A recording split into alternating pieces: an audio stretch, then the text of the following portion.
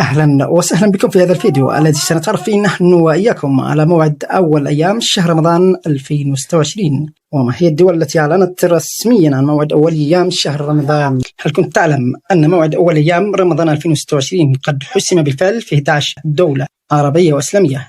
نعم، بينما ينتظر الملايين رؤية الهلال، هناك دول ومؤسسات دولية اعتمدت تقاويمها بناء على الحسابات الفلكية، وأشارت إلى أن الخميس 19 من شهر فبراير 2026 هو غرة الشهر الفضيل أول أيام شهر رمضان. لماذا هذا العام مختلف؟ ولماذا أثار هذا الإعلان المبكر جدلا بين الفلك والرؤية الشرعية؟ تابع معي لنكتشف القائمة الكاملة للدول وبعض التفاصيل.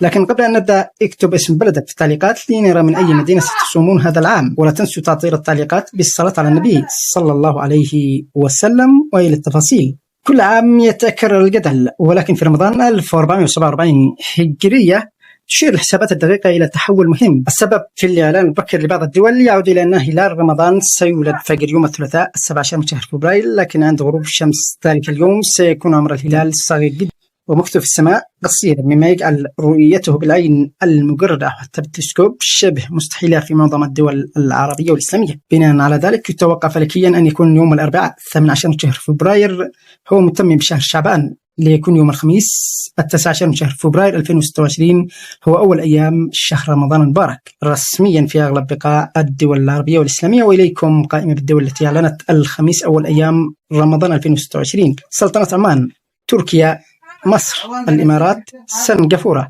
ماليزيا، إندونيسيا، استراليا، جنوب إفريقيا، والمملكة المتحدة. حتى لحظة كتابة هذا الخبر هذه هي الدول التي أعلنت رسميا الخميس الموافق 19 من شهر فبراير هو أول أيام شهر رمضان المبارك. قد يكون من المحتمل الأربعاء في حالة رؤية الهلال في باقي الدول: السعودية واليمن والجزائر وباقي الدول العربية والإسلامية. ألتقي في فيديوهات قادمة إن شاء الله. السلام عليكم ورحمة الله.